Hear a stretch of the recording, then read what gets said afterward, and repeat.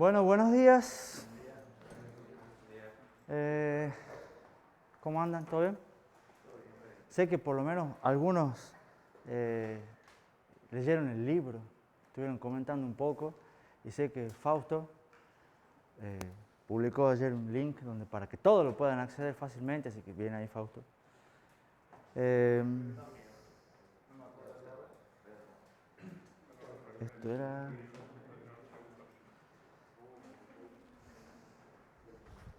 ¿Alguna pregunta con respecto a la clase pasada?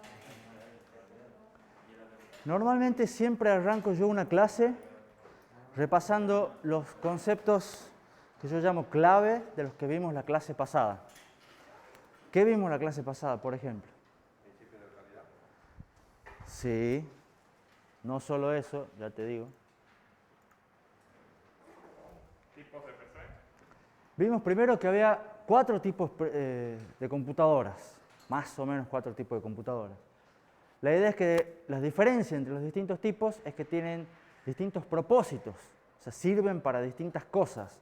Y a su vez, por ese motivo, tienen distintos compromisos, siempre entre performance, entre el costo y energía, consumo de energía. O sea, algunas computadoras requieren más performance, otras queremos que sean más baratas. ¿Estamos? En algunas estamos dispuestos a pagar más plata, para otras no. Pero sea como sea los tipos de computadoras, todas están compuestas por las mismas 5 partes. ¿Alguien se acuerda cuáles son las 5 partes? El procesador, con su camino de datos y control, siempre hay un data path, siempre hay un control, siempre hay memoria, siempre hay un subsistema de entrada, siempre hay un subsistema de salida. Entonces, esa es una idea que se tienen que quedar, no se tienen que olvidar. Y después, lo que terminamos la clase, viendo otro concepto importante que era el principio de localidad, que tenía sus 2 variantes, la localidad temporal y la localidad espacial. ¿Cuál era la diferencia entre las dos? La localidad temporal implicaba que cuando uno accedía a un ítem, era muy probable que en un tiempo cercano ese ítem vuelva a ser accedido nuevamente. ¿Verdad?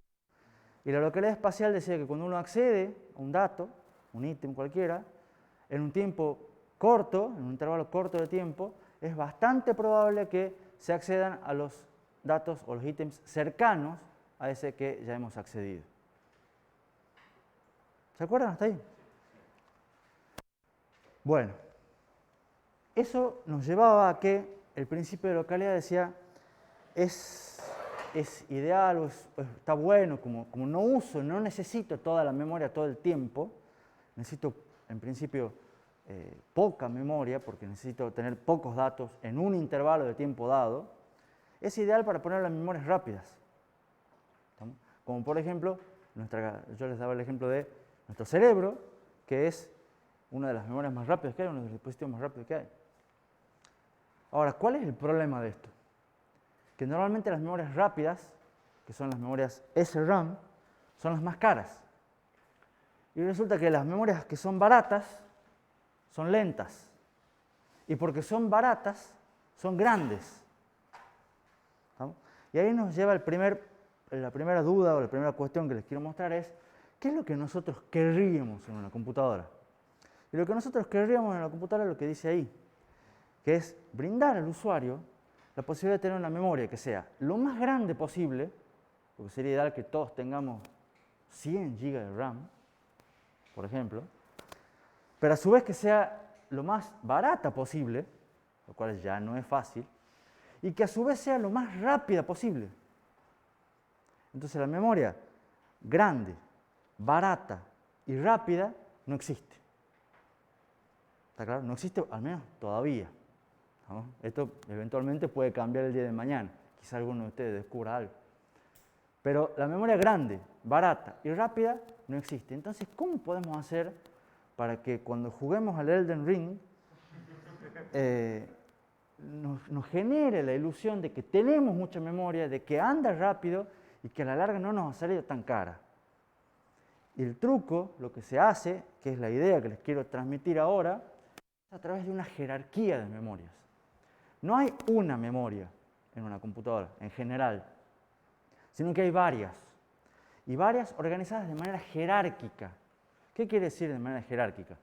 Que el procesador, lo que se ve arriba, interactúa solamente con una de ellas. ¿Estamos? Si esa no tiene el dato que busco, entonces recién voy a la segunda. Si esa no tiene el dato, entonces lo voy a buscar en la tercera, y así escalonadamente. Y ese dibujito de la jerarquía tiene dos cosas importantes. Bueno, varias. Primero que el procesador solamente se comunica con lo de más arriba en la jerarquía. ¿Estamos? Y fíjense lo que dice esta flechita de acá, que dice que a medida que nos vamos alejando del procesador, en ese triángulo que representa la jerarquía, lo que va aumentando es el tiempo de acceso.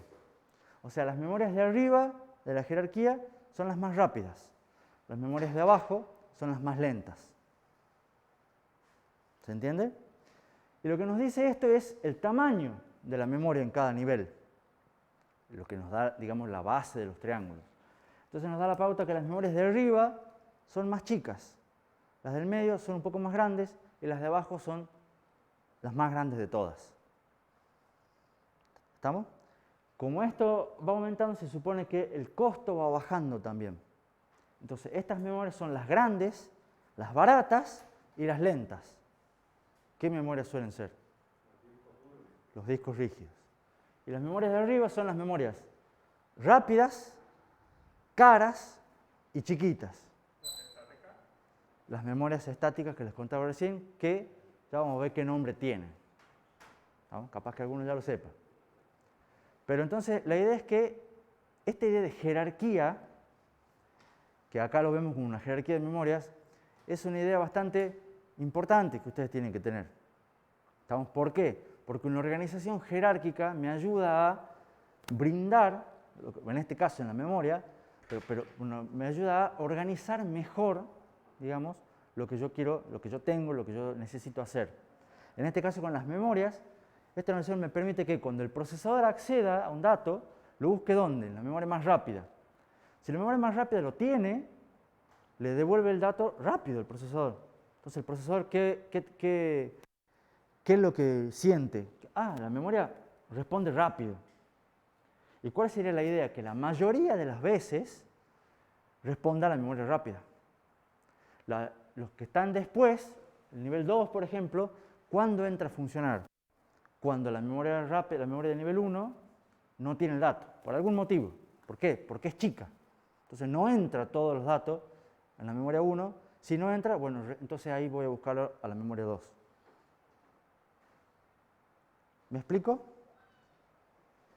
Sí. Y nosotros podemos modificar los datos que tiene la memoria N, por ejemplo, como memoria 1, para necesitamos en cierto momento ciertos datos más rápidos que reemplacen lo que tenía antes. Exactamente. De alguna manera, lo vamos a ir viendo más adelante, pero de alguna manera cuando se busque un dato, yo acabo de prender la computadora, están todos casi, o la mitad está vacío.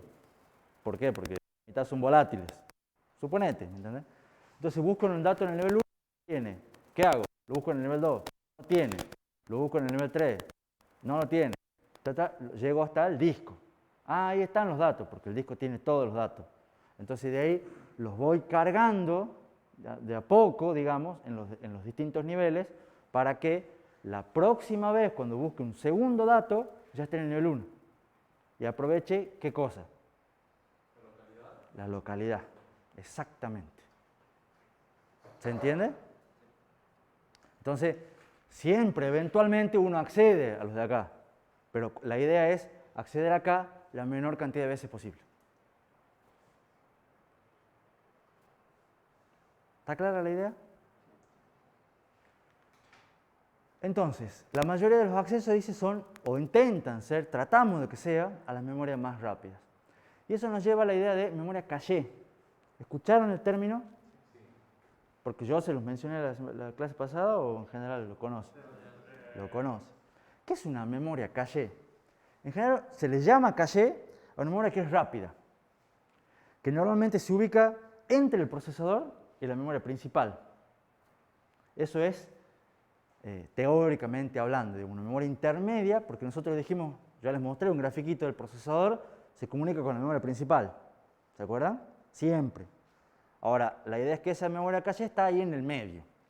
Físicamente, ¿dónde está? Dentro del procesador. O sea, ya el procesador ya viene con esa memoria. ¿No? Por lo menos los procesadores, iba a decir modernos, pero creo que moderno es desde que ustedes nacieron. No voy a preguntar cuándo nacieron, pero no es el mismo moderno para mí que para ustedes. Pero ojo, la idea no es solamente las memorias caché de los microprocesadores. ¿Por qué? Porque la misma idea, el mismo concepto de memoria caché, también se usa, por ejemplo, entre memoria principal y disco. ¿Estamos? Y eso se llama, o es un mecanismo que se denomina memoria virtual, que lo vamos a ver, tema en la segunda mitad del curso.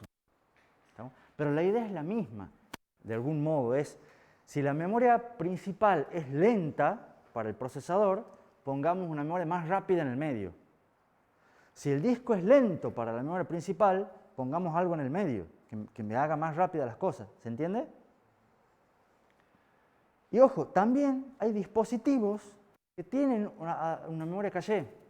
Si hoy en día compran ustedes un disco rígido, el disco rígido ya es más que un disco en sí, y tiene memoria caché. ¿Para qué? Para hacer más rápido los accesos al disco rígido. Entonces el caché en general es una memoria intermedia que siempre se usa para acelerar los accesos.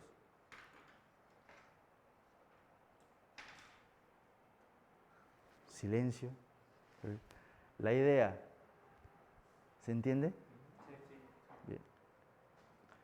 ¿Y cuál es la otra cosa muy importante de los cachés? Que en general, o ahí dice siempre, creo que casi siempre, son transparentes al usuario. ¿Qué quiere decir eso? Que cuando ustedes acceden a memoria, ustedes ya han visto en sistemas con micro o hacen cualquier instrucción en C, en programación, ustedes van y buscan un dato en memoria. La pregunta que yo les hago es, ¿ustedes saben si ese dato está en memoria principal, en disco, en el caché o en algún nivel de caché o algo? No. ¿Alguna vez les importó? No. Eso es que sea transparente al usuario. ¿No? Ustedes no saben exactamente, cuando van a buscar un dato, ¿dónde está ese dato? No saben si está en el primer nivel de la jerarquía, o en el segundo, o en el tercero, o en el quinto. Simplemente ustedes van, buscan el dato y el dato está. A veces está más rápido, a veces está menos rápido, pero siempre está. ¿Se entiende? Esa transparencia la maneja el hardware y la maneja el sistema operativo. Entre los dos se van, dependiendo entre qué niveles se muevan, se lo hace automáticamente por hardware o por sistema operativo. Esto es parte de lo que vamos a ver nosotros en la materia más adelante, la parte de hardware. ¿Preguntas? Ahora voy a cambiar un poquito el tema, vinculado a lo que venimos hablando siempre y como parte de la introducción, pero les voy a contar un poco algunos números que creo que todo ingeniero debe saber. Lástima que se ve feo, pero bueno. Ustedes saben, han visto en sistemas con micro, que más o menos en cada ciclo del reloj se hace una transferencia entre registros. Lo están repasando quizá algunos ya para el prerequisito. Y en una transferencia de reloj pasan del banco de registro R1 al latch A. Eso se hace en un ciclo. ¿Estamos todos de acuerdo? ¿Cuánto es la frecuencia de un micro común actual? ¿Cuánto? 3, 2,4, 5, por ahí anda, pero son en el orden de los poquitos gigahertz. ¿Ustedes tienen realmente noción de cuánto es 3 gigahertz? 3 gigahertz, si lo pasan a cosas, es 10 a la 9. Son 3.000 millones de ciclos por segundo. Repito, en un segundo el procesador tiene 3.000 millones de ciclos. Puede hacer 3.000 millones de transferencias. Lo que yo creo es que ustedes ahora, como alumnos de cuarto año, no tienen noción de lo que es 3.000 millones. ¿no? Porque no saben, por ejemplo, en el que son 3.000 millones de pesos. ¿No? Eso es un tiempo de ciclo, o sea, sacando la inversa de 3 GHz, es un tiempo de ciclo, la duración del periodo, la inversa de la frecuencia, es 0,3 nanosegundos.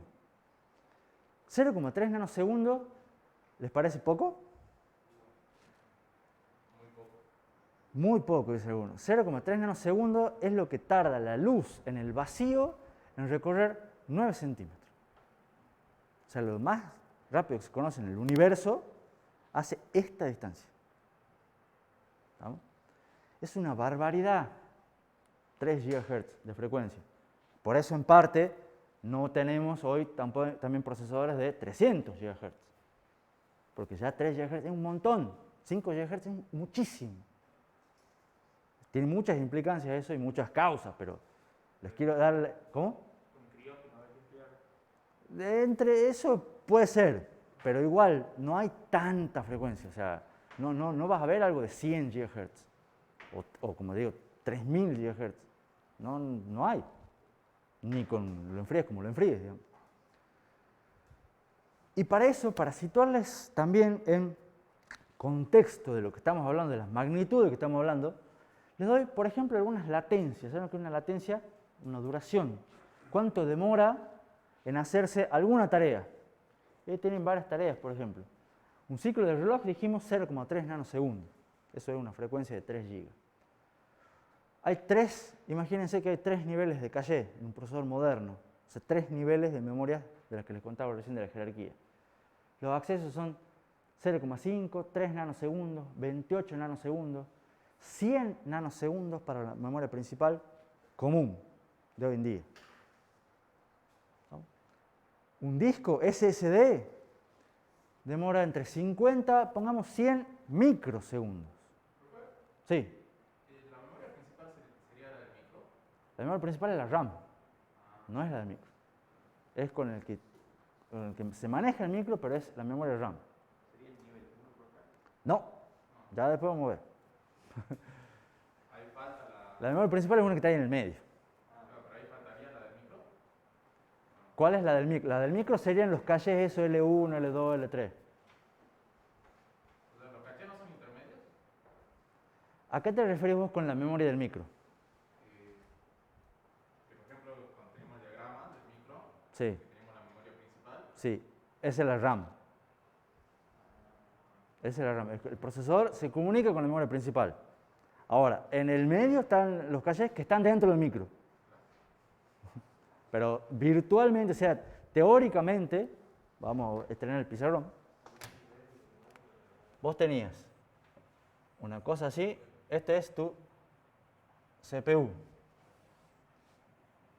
esta es tu memoria, esto es RAM. Esta es la RAM que vos comprabas DDR4 de 3200 MHz, supongamos. ¿Estamos? Este se comunica así, entre estos dos. Ahora, acá vos vas a tener, digamos, todo tu camino de datos, no lo voy a dibujar el datapath, pero vos vas a tener, lo vamos a poner así.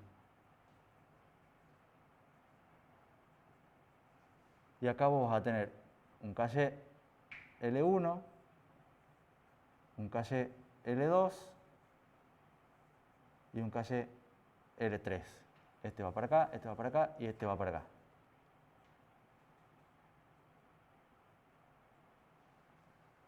Y el procesador va para acá. Entonces, acá tenés como la jerarquía, por decirlo así, vista el triángulo de costado, y este es más o menos lo que yo había comentado. Cuando yo hablo de la memoria principal es esta. Cuando el procesador va a tratar de cargar todos los datos dentro suyo, ¿por qué? Porque va a ser más rápido.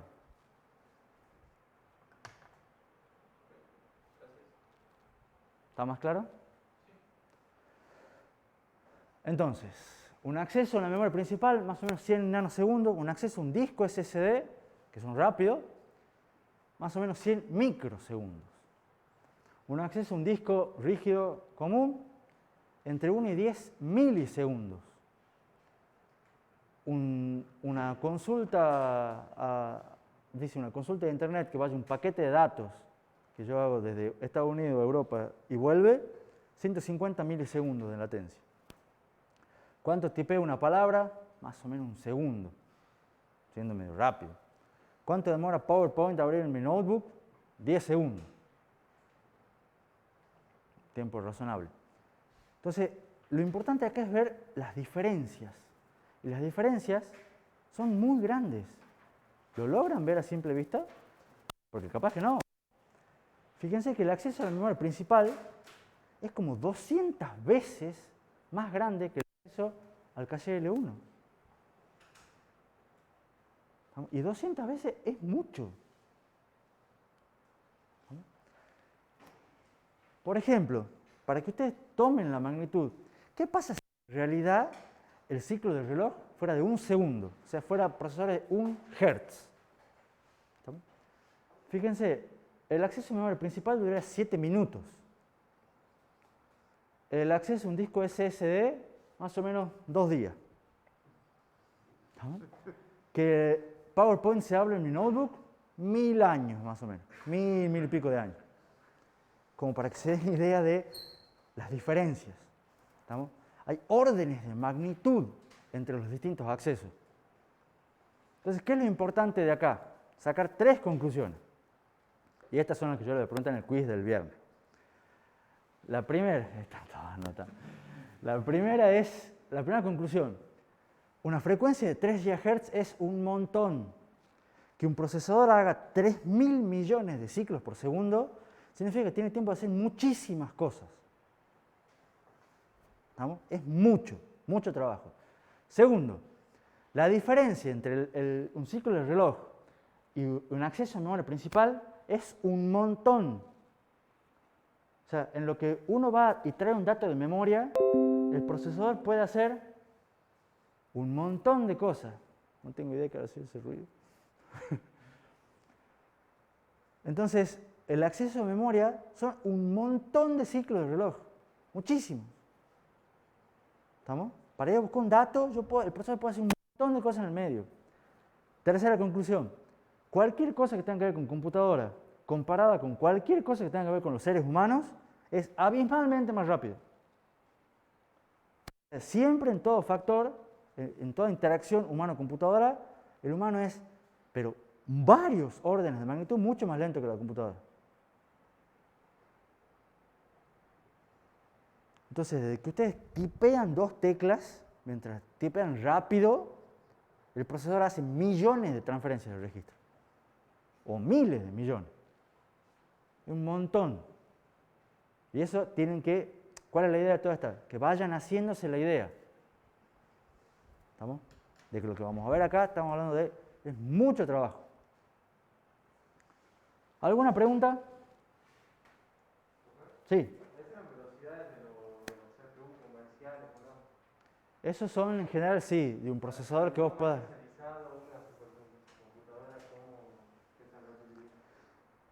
Es una buena pregunta. Una supercomputadora, ¿cuál sería la frecuencia más o menos? Vos sabés que las frecuencias en la supercomputadora están más o menos en el mismo orden. O sea, no son más rápidas porque tengan más frecuencia. Son más rápidas porque la estructura interna es totalmente diferente. Y hacen muchas más cosas en esos ciclos del reloj. O sea, mientras un procesador convencional, suponete, hace una transferencia por ciclo, hacen 100 transferencias por ciclo. Entonces es el mismo ciclo, de los mismos 3 GHz, pero hacen mucho más trabajo. ¿Tendrían una RAM, digamos, como la de la casa? O... No es una RAM como la de la casa. No es una RAM. Ahí sí, en la RAM ya hay un poco de diferencia. No es una RAM como la de la casa. No, tampoco es un disco como el que compras vos acá. O sea, no están armadas de la misma manera, pero la frecuencia en particular es más o menos dentro del orden. Si no es 3, será 5 GHz, pero no es 10, no es 50. ¿Profe? Sí. La frecuencia no se haya podido aumentar mucho más, tiene que ver con esto de que ya se está aceptando mucho la velocidad de la luz y todo eso. Lo vemos la semana que viene. Aguanta un poquito, pero lo vamos a ver la semana que viene. Es parte de lo que vamos a ver en el tema 2. ¿Alguna otra pregunta? Está bueno la pregunta. ¿Tu nombre? Mauricio. Mauricio. ¿Bardín? Ah, bien, ahí está. Está buena la pregunta y no se la voy a responder a propósito para que quede la duda hasta la semana que viene. Entonces, ahí todos se van a quedar con la intriga, o algunos se quedarán con la intriga, porque algunos que no es que no van a poder dormir esta noche pensando en la cosa. Pero como sé que las respuestas se las voy a dar después, no me hago un auto-spoiler. Y claro, y de paso vienen para sacarse la duda de Mauricio, digamos. Profe, Sí. el funcionamiento de la memoria caché serían parecidos a los que vimos en vitro como los dispositivos DMA. No, ya lo vamos a ver también. Memoria caché lo vamos a ver, pero lo vamos a ver mucho más adelante. Los dispositivos DMA, ¿en qué sentido? Que era un DMA, era un bypass. A la larga lo que hacía era, le cargaba datos a la memoria. ¿Estamos? El caché lo que va a hacer es actuar entre la memoria y el procesador. ¿Estamos? Un DMA sería un acelerador de accesos entre dispositivos y memorias, para que el procesador no se encargue de eso. Aparte el DMA usa el procesador. Claro, la idea es que el DMA use lo menos posible el procesador, porque si no las transferencias le tienen que ser el procesador, en cambio el DMA las hace el DMA con una mínima sobrecarga del procesador. En realidad con el caché, con la jerarquía es, ustedes piden un dato en memoria y el dato a la larga llega al procesador. Ahora, ¿dónde estaba ese dato? ¿Cómo llega? Ustedes nunca se van a enterar. Nunca, entre comillas. Yo les voy a contar cómo van a hacer para enterarse. Y les voy a preguntar en el parcial también. ¿Alguna otra cuestión con esto? ¿Vamos bien? ¿Soy yo el único que le hace calor? ¿Quieren prender los ventiladores? Gracias. Quevedo. Yo porque me estoy moviendo, estoy hablando, gesticulando, pero... Bueno, ahí cuando uso el pizarrón debería haber cambiado para que se enfoque el pizarrón, pero bueno, falta práctica. Sigo. Otro aspecto que les quería mostrar de lo que es esta introducción. Yo les he hablado mucho de números que deberían saber, principio de localidad, jerarquía de memorias, pero no les he dicho todavía qué es arquitectura de computadoras. Como les he hablado, parte de una computadora.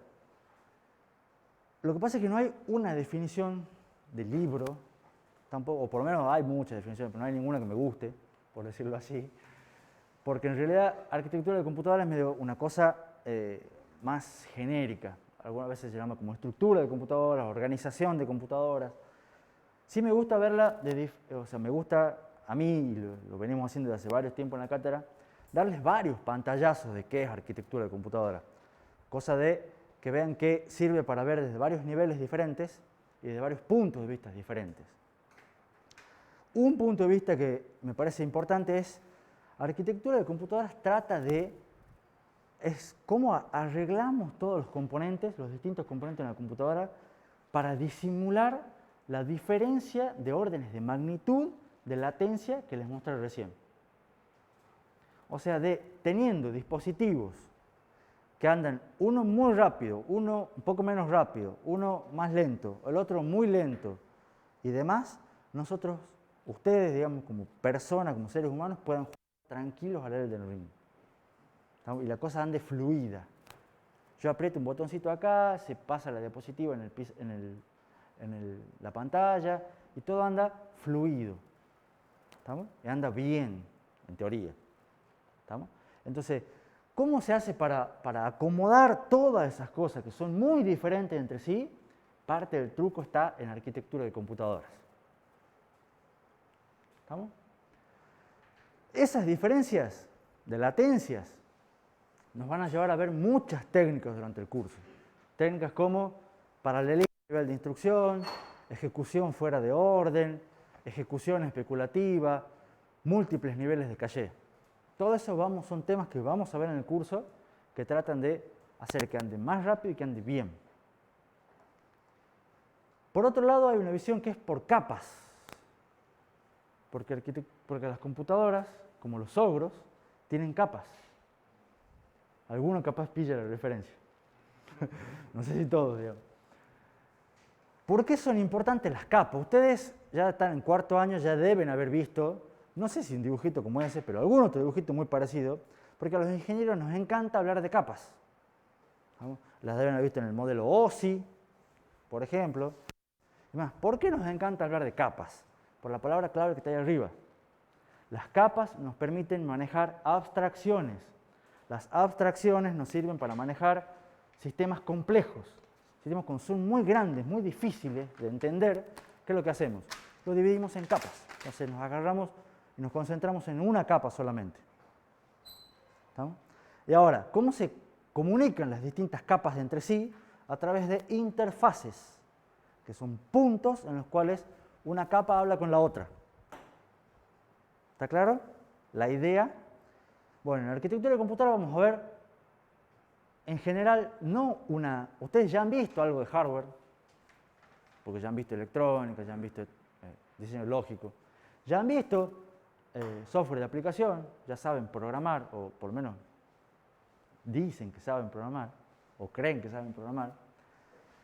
No han visto mucho de la capa del medio, y tampoco es que la vamos a ver a fondo en esta materia, pero sí vamos a ver distintos tipos de abstracciones y distintas interfaces entre esas capas. Nos vamos a concentrar en eso. ¿Qué es lo que hay en el medio, en ese software de sistema? Son sistema operativo, compilador, enlazador, el cargador, el programa, assembler. Ustedes, no sé si en programación 1 creo que han visto algo de eso, en informática, no, más o menos. Compiladora seguro no se ve, sistema operativo van a ver después, pero son todas esas cosas que están en el medio que hacen que sus programas realmente funcionen sobre el hardware. Lo importante de este dibujito y lo importante de lo que les quiero que se queden son, vamos a manejar abstracciones, distintas capas y distintas interfaces. Por ejemplo, acá tienen una abstracción, o un ejemplo de esto. Son distintos niveles de cómo pueden programar. Tienen arriba los lenguajes de alto nivel, C, C++, Python, Java, cualquiera de esos, donde ustedes programan con sentencias como las que están ahí escritas.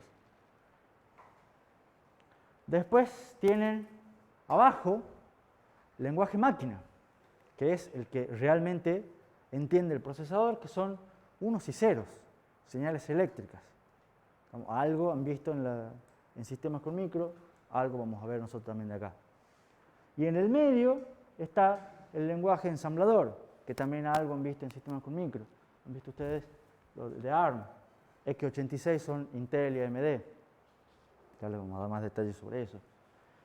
¿Qué es lo que pasa? Ustedes escriben el lenguaje de alto nivel, el compilador lo traduce a un lenguaje intermedio, que es el lenguaje ensamblador, y después el programa ensamblador lo traduce, lo carga en la computadora para que esto se convierta en ceros y unos que la computadora puede ejecutar.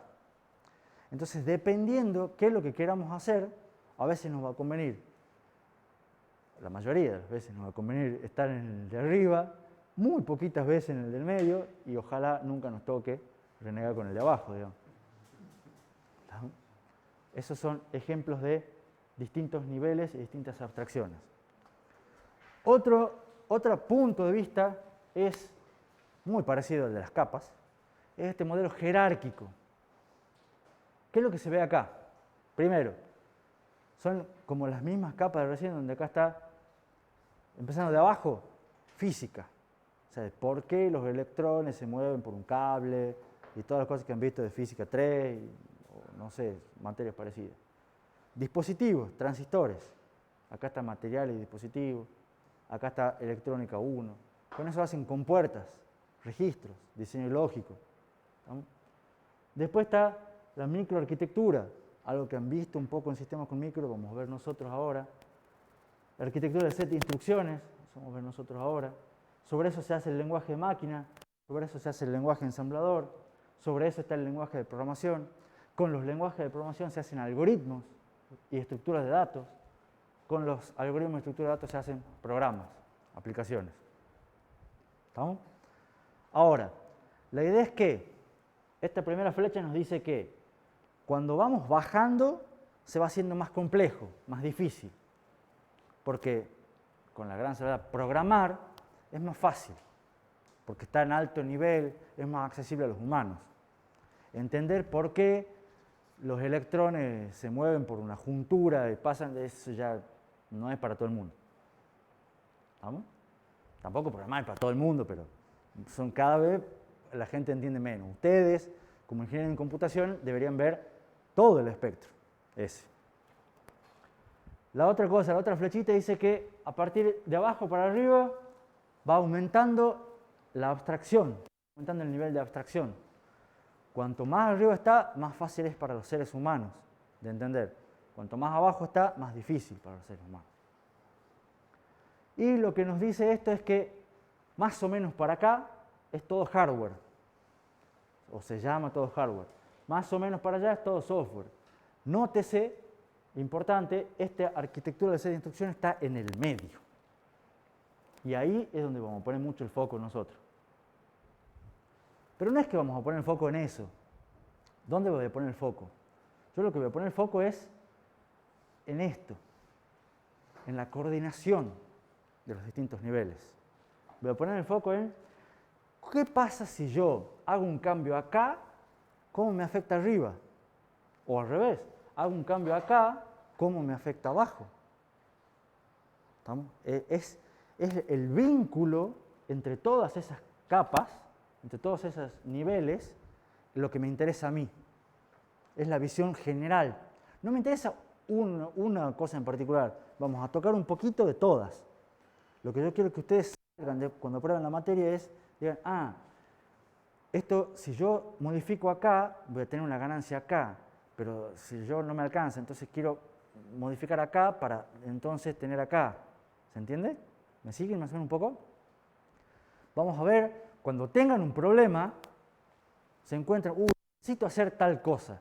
Bien, ¿cómo me conviene hacerlo? ¿Me conviene hacer un programa o me conviene cambiar el algoritmo? ¿O me conviene comprar una computadora nueva? ¿Se entiende? Ese es el planteo que busco que hagan ustedes y que aprendan ustedes. ¿Alguna pregunta?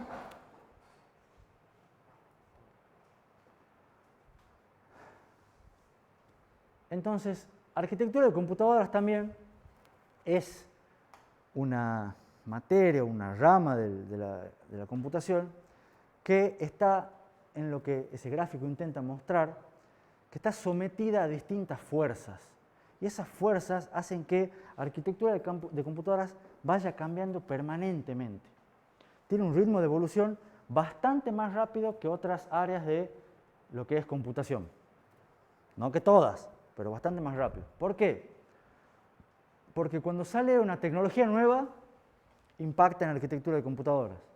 Cuando sale un sistema operativo nuevo o algo, impacta en la arquitectura de computadoras. Está bien que hace rato que no salen sistemas operativos nuevos, pero siempre hay algunas variantes. Cuando salen aplicaciones o lenguajes de programación nuevos, hay que ver cómo impactan en la arquitectura de computadoras. Esto acá tiene una flechita al revés, que es roja, que es la historia. ¿Qué quiere decir la historia? Quiere decir que, en general, cuando uno hace una computadora nueva, lo que uno busca es que los programas viejos también funcionen. ¿Por qué? Porque si yo hago una computadora nueva que nadie la puede usar, entonces no me sirve para nada. ¿No? Entonces, si ustedes inventan una computadora nueva, pero no pueden jugar al Elden Ring, no lo van a usar. ¿Está claro? Entonces, en realidad, el peso de la historia y de que pueda ejecutarse todos los programas que ya existen, de hace 50 años que la gente viene programando, es una cosa que nos tira para atrás, porque lo tenemos que hacer compatible. Sí. Como el problema de los M1, por ejemplo. ¿Saben lo que son los M1? Los M1 son unos procesadores nuevos que sacó Apple a fines del 2020. Sí, estamos en el 2022. Que los tienen en sus notebooks, en las MacBook Air. Son unos procesadores muy buenos, pero muy buenos. No sé si te animaría a decir que los mejores que hay hoy en día en el mercado. Pero no son muy compatibles. Entonces, no todos los programas andan con el M1. No todas las cosas funcionan. Entonces, hay que esperar que Apple largue el parche para poder hacer, y pues ya es un lío. ¿Se entiende?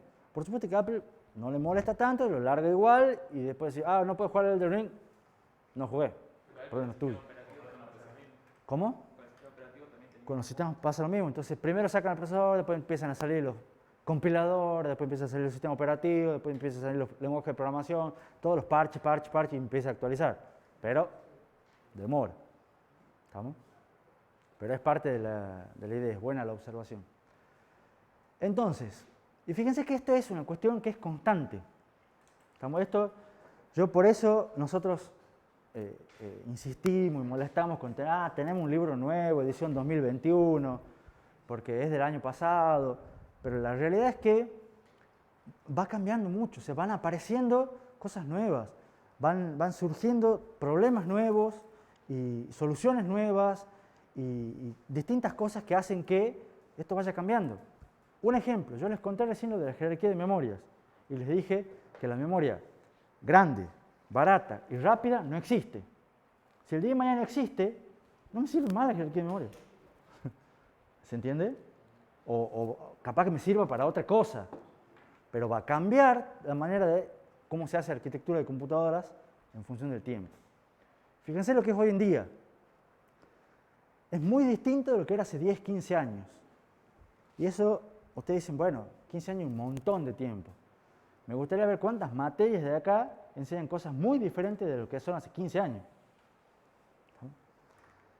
Hace 15 años no sé si había Google, Facebook, sí, creo que sí. Pero por ahí, ¿no? Estamos hablando de 17. Salieron nuevas tecnologías muy importantes en el 2019. Nuevas aplicaciones, capaz que ustedes escuchan Machine Learning, inteligencia artificial, un día en la Gaceta aparecen este tipo de cosas. Hay comunicaciones 5G. Todavía están viendo si llegan a Argentina o no, pero se están haciendo las primeras pruebas, pero están saliendo en el mundo. Y eso requiere mucho más cómputo, mucho más cálculo y, por supuesto, en un teléfono, porque lo quiero llevar en el bolsillo. Hay nuevos problemas de seguridad. Entonces, estas son cosas, fíjense, de 2018, 2019. Son cosas que modifican la arquitectura de computadoras y son cosas de hace 3, 4 años. Entonces, esto tiene que estar permanente actualización. ¿Alguna pregunta? ¿Se están aburriendo? Todavía dice el reloj de allá, que espero que esté en orden, que tenemos unos minutitos más hasta las 9. ¿Está bien el reloj? ¿O quieren que haga un recreo ya?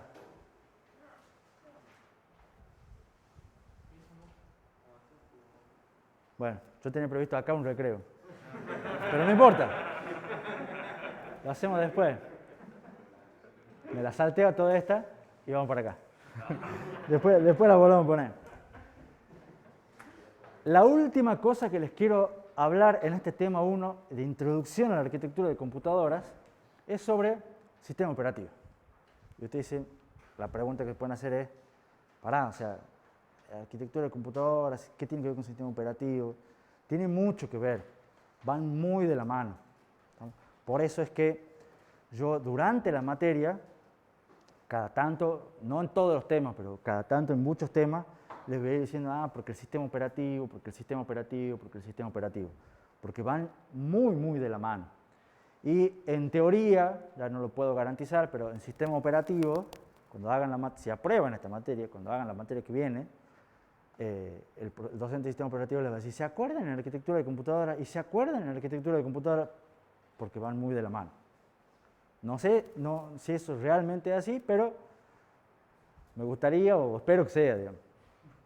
¿Por qué molesto tanto con el sistema operativo? Porque realmente, ¿cómo se carga un programa en memoria?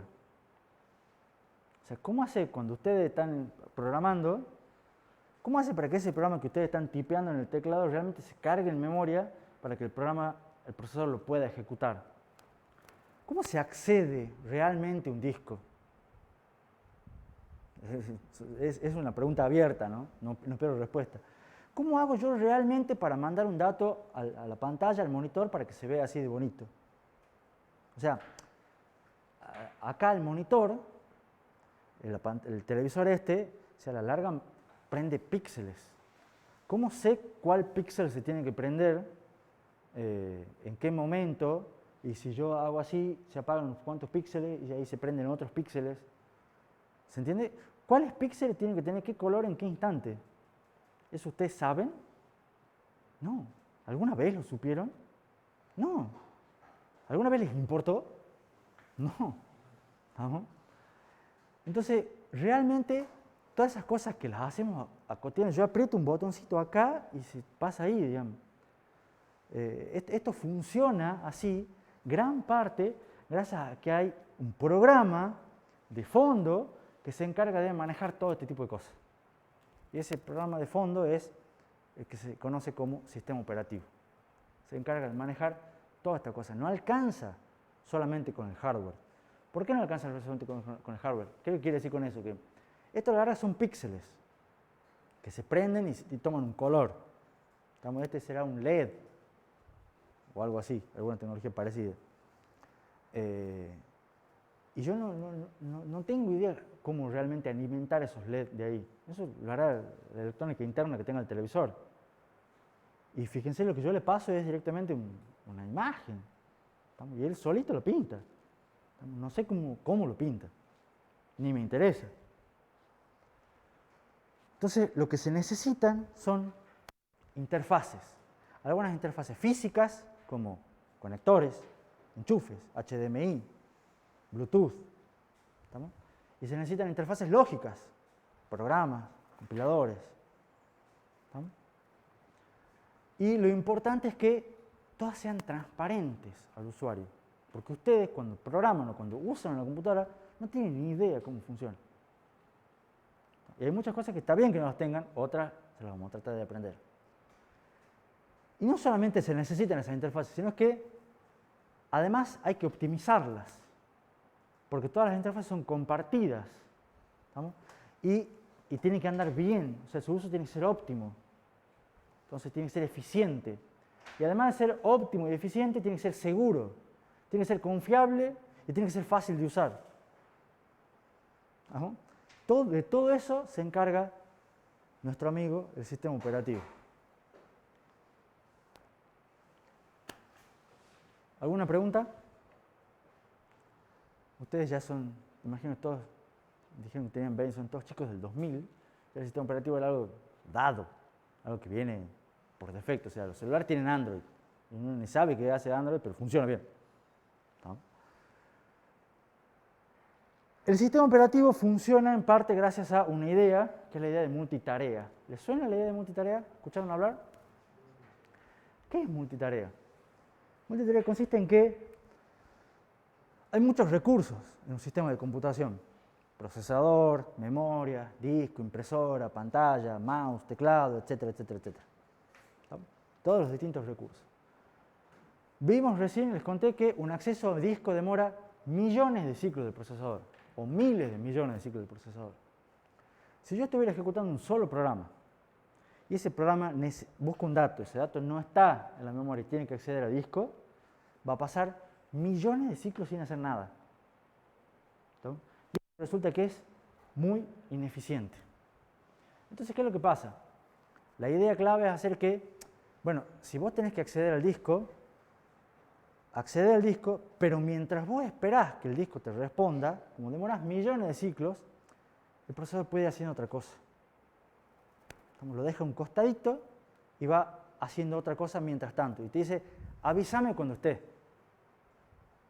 ¿No? Entonces ese avísame cuando esté, listo, ya está, dejo de hacer esta otra cosa y sigo haciendo lo que estaba haciendo.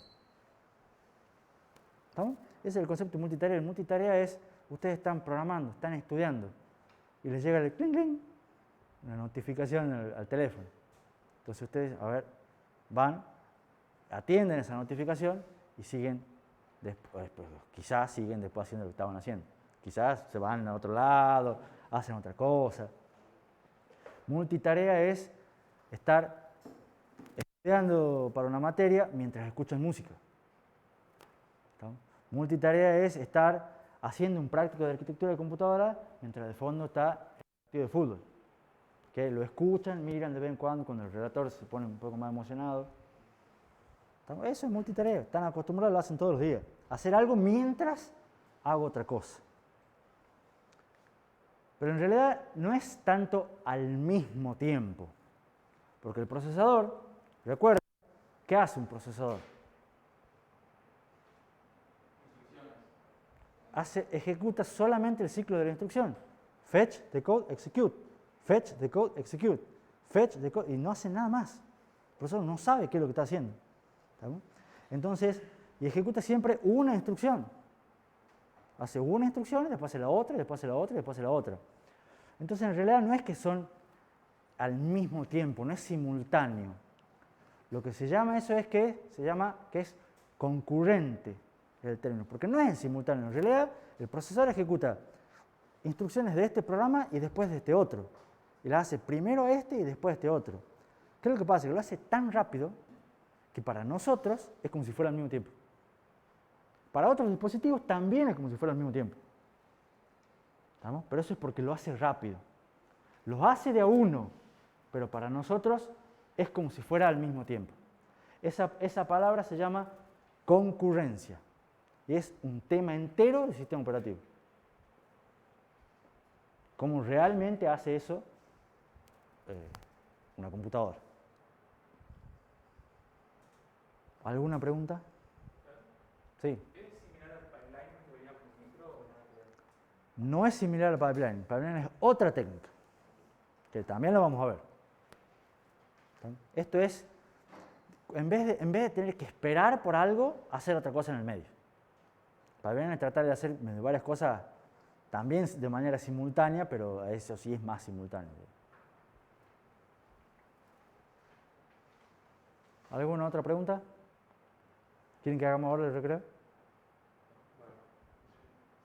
Bueno. Descansamos 5 minutos. A ver.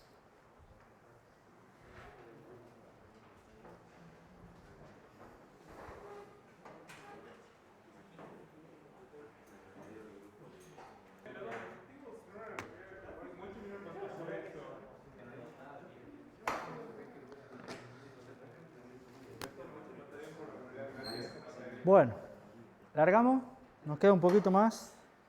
¿Está grabando? Sí, estoy grabando, gracias Cascale. La otra vez no apareció el pizarrón. ¿Qué fue? ¿Porque vos no lo viste o No, escribió. arriba a la derecha en la grabación anterior? No había escrito nada. ¿Cómo? Ah, porque no he escrito nada, entonces estaba en blanco. Parece igual, ¿no? Lo que yo puedo hacer, los que llegan a ver la pantalla, lo que yo puedo hacer es poner ahí para que el pizarrón se vea más grande cuando estoy dibujando. Eso debería haber hecho cuando estaba escribiendo y no me acordé, pero ya es cuestión de práctica, para que cuando esté después en el video se vea más grande, digamos. De todas maneras, un comentario que me hicieron sobre la clase del lunes, sobre el video de la clase del lunes, no sé si ustedes saben, pero me dijeron que se puede hacer zoom con YouTube. No sé si con los celulares o qué, pero dicen que sobre el video se puede hacer zoom, se puede agrandar. Entonces me dijeron, no estás grabando en la mejor calidad posible, estás grabando en HD en vez de Full HD, entonces estaba en 720. Ojo, capaz que eso es cuestión de YouTube, pero me dijeron que que aumente la calidad acá en el coso, o sea que hoy probablemente demore más en subir el video, pero bueno, a la larga va a estar. Vamos tuneando de poquito. ¿Está? Mejor calidad, lo quise hacer con mi computadora, no funcionó. Ya, vamos. El viernes capaz que sea mejor que hoy, ojalá, y así de poquito. Normalmente, mientras volvemos del recreo, siempre suelo hacer yo una pequeña repaso de cómo vamos con el cronograma. No sé si ahí. Para ubicarnos dónde vamos en lo que es inmediato, no en pantallazos grandes, sino en pantallazos cortitos. Hoy, por ejemplo, en un ratito vamos a terminar con el tema 1. Ya finalizamos el tema 1, que es introducción.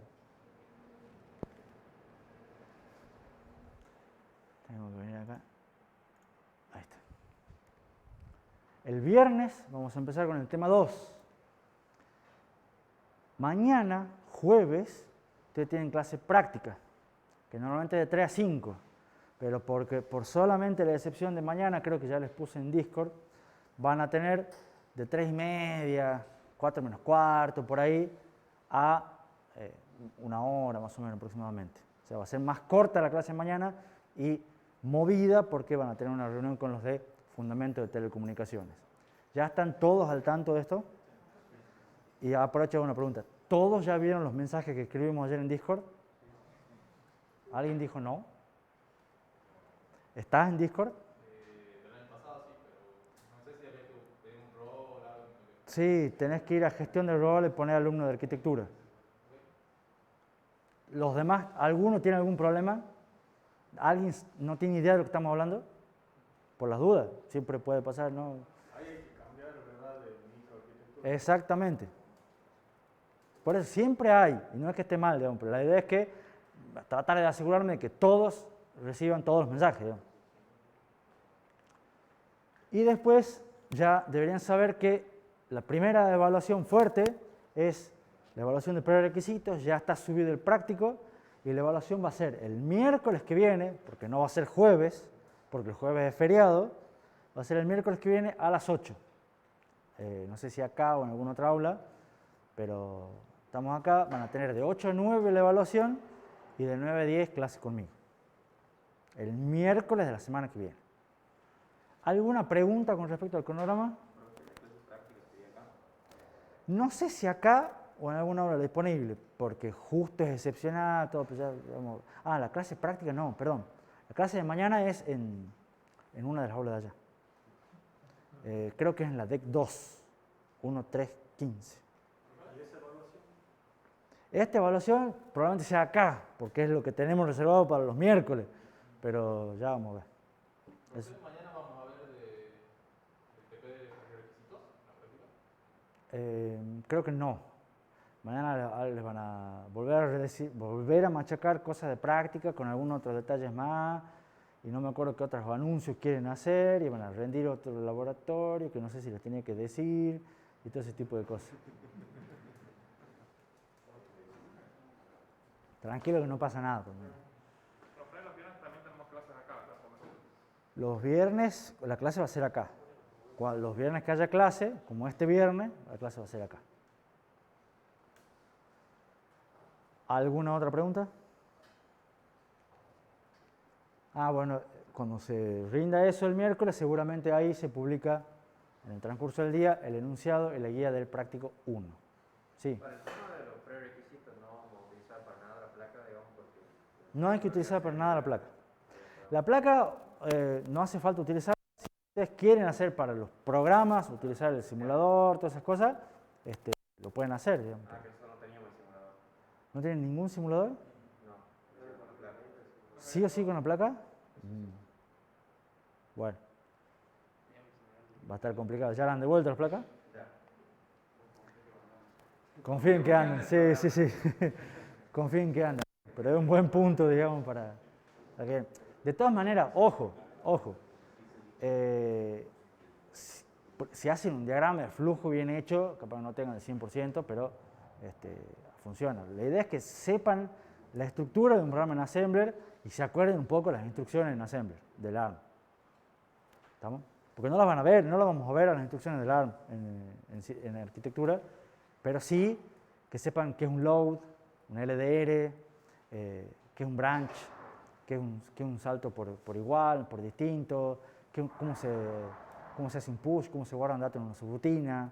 Esas cosas sí son las importantes, las ideas. Que se acuerden, algunos estoy hablando de subrutina y dicen, no. Sí. ¿Alguna otra pregunta?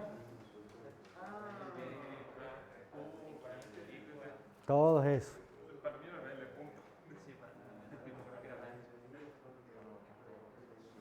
¿Alguna otra pregunta? Entonces, estamos viendo multitarea, varias cosas al mismo tiempo, de manera no exactamente simultánea, sino lo que se conoce como concurrente. Y les dije que se encarga de hacer todo eso es el sistema operativo.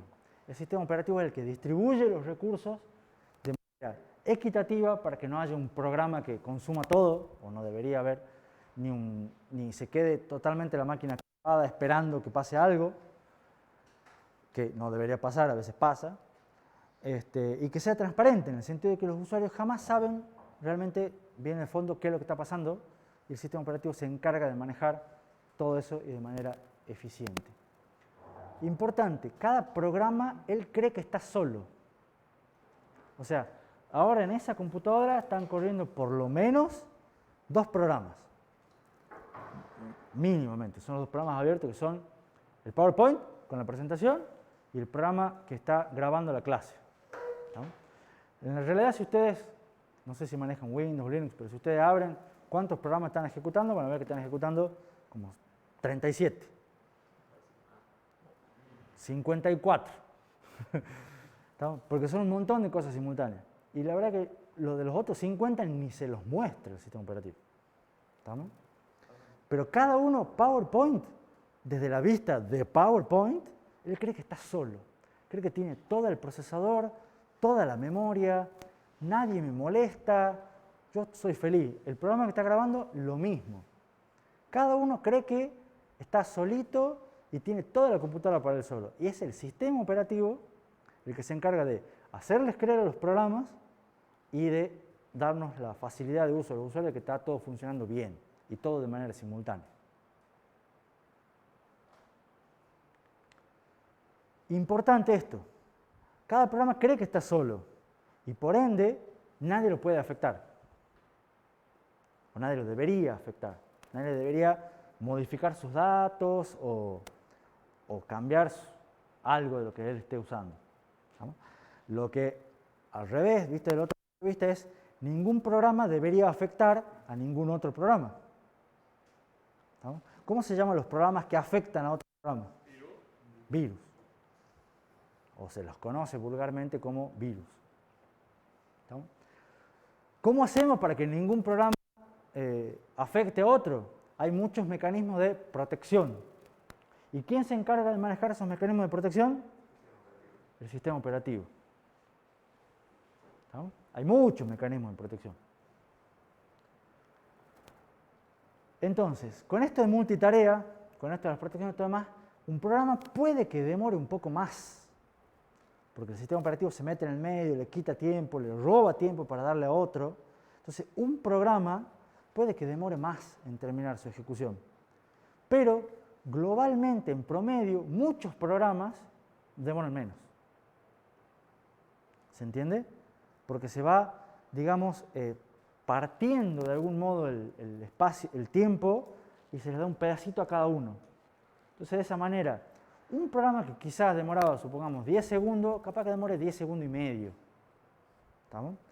Pero si yo tenía muchos programas que demoraban 10 segundos, en total capaz que, porque en realidad no voy a tener muchos programas que demoren 10 segundos, voy a tener uno que demora 10, otro que demora 1, otro que demora 20, y en promedio en general voy a demorar todos 20. ¿Sí? O van a demorar 21. ¿Me explico? Porque los van a hacer como si fueran en simultáneo. Esa es la idea de multitarea. Entonces, no se va a mejorar lo que es la latencia, lo que es la duración de un programa, pero sí mejora lo que es la productividad. Voy a hacer más programas en la misma cantidad de tiempo. Eso se logra con el efecto de multitarea. Sí. ¿Se podría hacer que el sistema operativo de todos los programas hay uno que yo quiero que no le aumente la latencia? ¿Podría hacer eso? Sí, podrías. Pero ojo, porque en general eso te lleva a que destines más recursos para ese, lo que te genera menos recursos para los otros. Entonces, si ese es muy acaparador, ya no va a ser equitativo, no va a ser justo con los demás. Entonces, siempre hay que buscar un balance. Es lo que va a tratar de hacer el sistema operativo. ¿Queda clara la idea? ¿Cómo se hace? O sea, ¿cómo realmente el sistema operativo hace para hacer estas cosas de multitarea? Para poder manejar multitarea, implica manejar nociones de prioridades, nociones de interrupciones, distintos modos de funcionamiento del procesador. Si no me equivoco, son todas esas características del sistema operativo, pero que deben ser soportadas por el hardware. Entonces, el sistema operativo tiene que poder manejar prioridades, entonces los dispositivos que controlan el sistema operativo tienen que manejar prioridades. El sistema operativo necesita manejarse y moverse con interrupciones, entonces los dispositivos que maneja el sistema operativo tienen que manejar interrupciones. Ahora, esos términos les suenan, ¿no? Por lo menos la idea. Todos saben lo que son prioridades, todos saben lo que son interrupciones. Modo de funcionamiento quizá el menos común de estos. ¿Qué son los modos de funcionamiento? Creo que sí vieron algo igual en sistemas con micro. Pero normalmente hay por lo menos las computadoras o los procesadores suelen tener dos modos de funcionamiento. Un modo que se denomina modo usuario, que es un modo restringido, y un modo que se llama kernel o modo supervisor, que es un modo en el cual no tiene ningún tipo de restricción.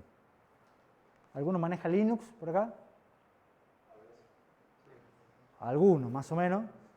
Por ejemplo, conocen lo que es el usuario root de Linux, el usuario que tiene todos los permisos, puede hacer cualquier cosa con la máquina. Y después están todos los demás que pueden hacer menos, o sea, algunas restricciones. En general, le digo, todos los procesadores tienen por lo menos esos dos. Pregunta, ¿en qué modo trabaja el sistema operativo? Supervisor. ¿Por qué? Porque es el que no tiene que tener ninguna restricción para poder justamente manejar de manera eficiente, segura, equitativa, todos los recursos del procesador. Ahora, en la realidad, los procesadores de hoy en día no tienen modo, tienen más. Por ejemplo, el procesador que vamos a ver nosotros en clase tiene por lo menos 3. Pero lo que hace es agregar uno intermedio entre el que tiene más permiso y el que tiene menos permiso. Hay uno que tiene la mitad de permiso. ¿Estamos? Un procesador de Intel y de AMD que ustedes pueden tener en sus casas o están en esas computadoras, creo que tiene como 7 u 8 niveles. ¿Estamos? Pero la idea es la misma.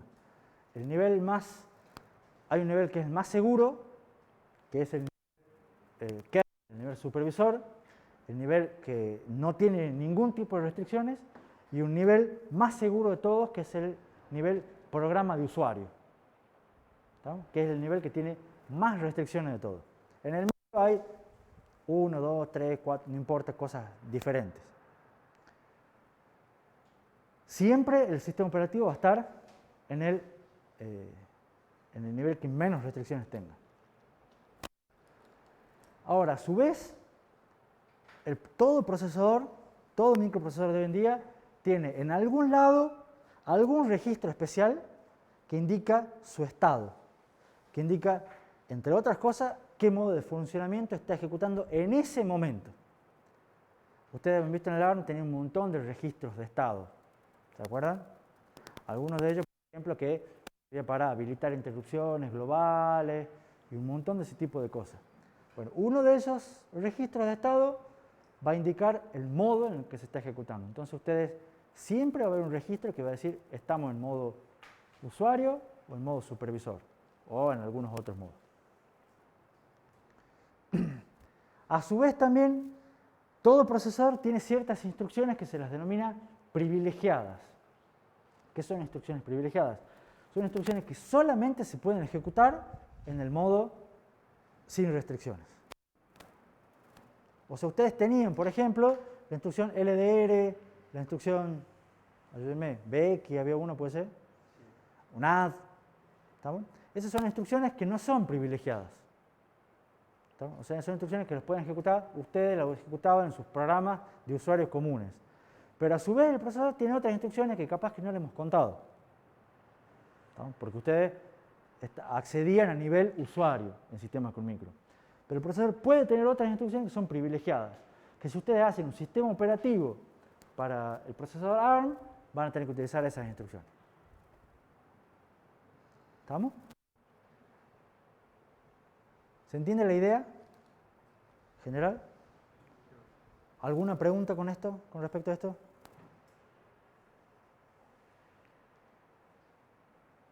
Bueno, hablar un poco de prioridades e interrupciones. ¿Puede un programa de usuario modificar las prioridades de un programa, de otro programa? ¿Las suyas propias? No, no puede. No debería. ¿Estamos? Porque si puede modificar las propiedades, ya puede hacer cualquier cosa. ¿Puede un programa de usuario acceder de forma directa a recursos compartidos? No, no puede. Siempre existe lo que se conocen como llamadas al sistema. Ustedes cuando programaban C ponían el stdio.h para hacer un printf. ¿No? Para mostrar por pantalla, ustedes no mostraban por pantalla. Usaban la instrucción esa, que la instrucción esa lo que les decía es, anda a la librería del sistema operativo donde dice cómo hacer para mostrar una cadena por pantalla. ¿Se entiende? Entonces, la cuestión es que siempre todas esas cosas se hacen a través del sistema operativo. Es el sistema operativo el que realmente maneja en una computadora grande las interrupciones. Ustedes me dicen, pero, momento, en sistemas con micro manejaban ustedes las interrupciones, ¿o no? Ustedes hacían los handlers y las rutinas de servicio de interrupción. ¿Por qué? Porque no trabajaban con ningún sistema operativo. O sea, ustedes estaban directamente trabajando sobre el micro. Si ustedes ponen una capa, decir, no, che, ya quiero hacer muchas cosas, le agreguemos un sistema operativo a este micro, ya las interrupciones las va a manejar el sistema operativo. ¿Se entiende? Ustedes estaban trabajando en lo que se conoce como modo bare metal, o sea, el modo directo al micro.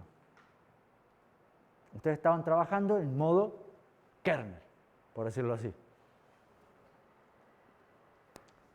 No siempre es la manera más adecuada, eso es lo que les he mostrado en sistemas con micro. Bueno, ¿por qué el sistema operativo es el encargado de manejar las interrupciones? Porque de esa manera se garantiza eficiencia, equitatividad, seguridad, etcétera, todo lo que les vengo diciendo en las diapositivas anteriores. ¿Me explico? Están las excepciones. ¿Qué son las excepciones? Son como interrupciones por software que le permiten al sistema operativo tomar acciones en respuesta a ciertos eventos o pedidos que ocurren cuando un programa de usuario está ejecutándose. Ustedes eventualmente pueden generar una interrupción por software. Ustedes pueden decir, che, sistema operativo, necesito que hagas tal cosa. Eso es lo que se conoce como una excepción. Porque las interrupciones, ¿cuál es la diferencia entre una excepción y una interrupción? Las interrupciones suelen ser externas, vienen de afuera. Las interrupciones son los dispositivos que están lejos, me avisan algo, que pasó algún evento. Pero a veces ustedes necesitan que pase un evento, entonces ustedes generan un evento. Y para hacer esa distinción, a esas interrupciones internas, llamémosle, les llamamos excepciones. Y por supuesto, cuando cualquier interrupción o excepción, ¿cómo empieza? Empiezan con el manejador de interrupciones, con la rutina de servicio de interrupción. ¿Dónde está la rutina de servicio de interrupción? En el sistema operativo, cuando hay sistema operativo. ¿No? Los programas de usuario pueden solicitar servicios al sistema operativo. Andá a buscarme en disco tal cosa, tráeme este otro dato de memoria, reservame espacio en memoria, mostrame esta cadena por pantalla, escribime este archivo en el disco. Son todas servicios que los programas solicitan al sistema operativo.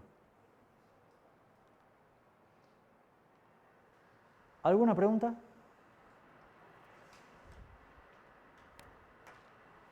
¿Ven cómo queda esto con los printf, write, que no me acuerdo cómo se llama en C para escribir en un archivo? Capaz que ustedes se acuerdan, capaz que no, etcétera, etcétera. Con eso yo estoy para hacerles un resumen de todo lo que vimos en este tema 1. ¿Qué vimos en este tema 1? Hay 4 tipos principales de computadoras. todas están compuestas por los mismos 5 componentes. Procesador, que a su vez se subdivide en camino de datos y control, lo que es la memoria, que sabemos que hay muchos tipos, están organizados de manera jerárquica, dispositivos de entrada, dispositivos de salida, para comunicarse con el exterior. Vimos el principio de localidad. El principio de localidad decía que los programas no usan todos sus datos durante todo el tiempo, sino que en un intervalo pequeño de tiempo necesitan una porción pequeña de los datos. Y eso se va moviendo. Eso nos lleva a la localidad temporal y espacial. La localidad temporal era que si yo accedo a un dato en un instante dado, es muy probable que en un tiempo cercano vuelva a acceder al mismo dato. Y la localidad espacial es que cuando yo accedo a un dato en un instante dado, es muy probable que en un tiempo corto vuelva a acceder o acceda en realidad a datos cercanos al que yo acabo de acceder. ¿Profe? Sí. Y viendo que los ciclos son de 0,3 nanosegundos, ¿cuánto es un tiempo corto? ¿Cuánto es un tiempo corto? Una poca cantidad de ciclos, digamos. O sea, claro, eso se va a ver, depende siempre de la referencia, digamos. Pero normalmente es decir, si yo accedo a un dato, ponerle es corto 100 ciclos, ¿me entendés? O 15 ciclos. Pero sabes que 1.000.000, no, eso ya es lejos. Depende de qué es lo que estés haciendo, pero vas a ver que normalmente cortos son decenas, por ahí. Y de todas maneras, ojo, yo les di un ejemplo en la clase pasada de que la idea esta del principio de localidad se aplica bastantes veces, o sea, en idea general. O sea, una cosa hoy es probable que hagan algo parecido dentro de poco tiempo. Y ahí no estamos hablando de segundos ni ciclos, pero era que ustedes se encuentren con un amigo hoy y se vuelven a ver el fin de semana. Son 4 días, pero capaz que 4 días es corto con respecto a 4 años. ¿Se entiende? Entonces la idea es que, y ojo, siempre, si ustedes prestaron atención a lo que dije, siempre dije, es bastante probable que, porque son cuestiones probabilísticas, o sea, no es seguro. ¿Estamos? Siempre hay un 70% de probabilidades. Y bueno, capaz que no pasa, capaz que no se vuelven a ver. ¿Estamos? Pero estadísticamente, con muchos accesos, con muchos datos, es probable que eso pase. Pero es una cuestión probabilística, no exacta. Vimos también el concepto de jerarquía de memorias. Vimos que la idea es presentar la ilusión, porque no existe, de una memoria que sea rápida, grande y barata. Esa es la idea de ordenar las distintas memorias como jerarquía. Vimos el concepto de multitarea. ¿Cuál es la idea del concepto de multitarea? No perder tiempo esperando. Si yo tengo que esperar por algo, durante ese tiempo de espera hago otra cosa. El procesador hace otra cosa. O trata de hacer otra cosa. ¿Estamos? ¿Qué más vimos? Vimos el rol del sistema operativo. ¿Cuál es la idea o cuál es el rol del sistema operativo? Su rol es manejar de manera eficiente los distintos recursos que tiene una computadora. Presentar interfaces más simples a los usuarios, para que ustedes tengan que escribir printf en vez de saber realmente cómo se manejan los píxeles de la pantalla. Y proveer mecanismos de seguridad y de protección para que los programas no interfieran unos con otros. Y finalmente vimos lo que es una visión de qué es arquitectura de computadoras, tratar de organizar cómo organizamos los distintos recursos, las distintas partes para disimular las diferencias de latencias o de ancho de banda de los distintos componentes. Coordinar distintos niveles de abstracción para poder ver cuándo me conviene modificar cuál nivel, dónde me conviene o dónde es mejor atacar un determinado problema. Y vimos que es una rama de lo que es computación que está sometida a constantes fuerzas de cambio. Lo que yo hoy les enseño como que esto es lo mejor que hay en la arquitectura de computadoras, hace 10 años capaz no existía, y dentro de 10 años, que no sé si estaré yo, pero capaz que sea igual o capaz que no puedo saberlo. Lo más probable es que sea algo diferente, si no muy diferente. ¿Alguna pregunta? Bueno. En general, también siempre todos los temas que termino, hay alguna diapositiva de agradecimiento, porque yo sé que ahora me toca estar frente a ustedes dándole la clase, pero no necesariamente siempre estuve yo. Antes había otro ingeniero y que era mi jefe en su momento, que es el ingeniero Daniel Cohen. Entonces uno siempre se apoya en el trabajo, uno no está solo, aislado, no soy yo ni el más capo, ni el mejor, ni nada de estas cosas. Simplemente me apoyo en los que vinieron antes que yo. Y tampoco soy un genio que invento todas estas cosas, sino que me inspiro y tomo inspiración, en este caso, del curso CS 152, creo que ahora ha cambiado un poco, pero en su momento estaba inspirado de ahí, de la Universidad de Berkeley. ¿Estamos? Que ustedes siempre van a encontrar una diapositiva así de... Nunca está de más darle gracias y reconocer a los que estuvieron antes. ¿Alguna pregunta? ¿Alguna duda antes de que cerremos? Bueno, están desocupados casi media hora antes. Nos vemos el viernes a las 8 para arrancar con el tema 2. ¿Hay que leer otro capítulo del libro? ¿Cómo? ¿Hay que leer otro capítulo del libro para... No, todavía no. Hagan prerequisito. Vayan ganando tiempo con eso.